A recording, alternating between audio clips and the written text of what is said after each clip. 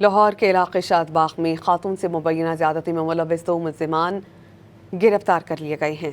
इस पर हम बात करते हैं डॉन न्यूज़ के रिपोर्टर वसीम रियाज से। वसीम, ये गिरफ्तारी कब और कैसे अमल में आई है, क्या पता चल पाया है इस बारे में? देखिए, शादबाग का ये इलाका जहाँ खातून से मुबैना ज्यादती जो है वो की गई, जिस पर पुलिस ने फौरी एक्शन लेते हुए 2 मरकजी मुल्जिमान को गिरफ्तार किया है।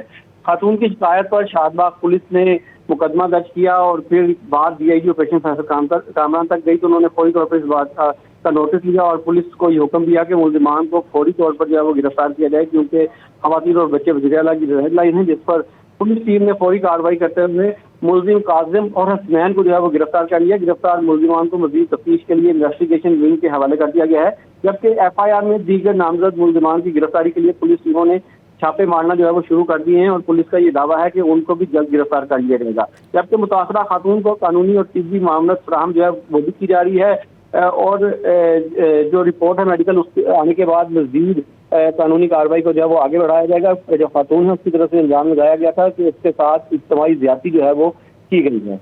जी बहुत शुक्रिया वसीम, आपने अपडेट किया।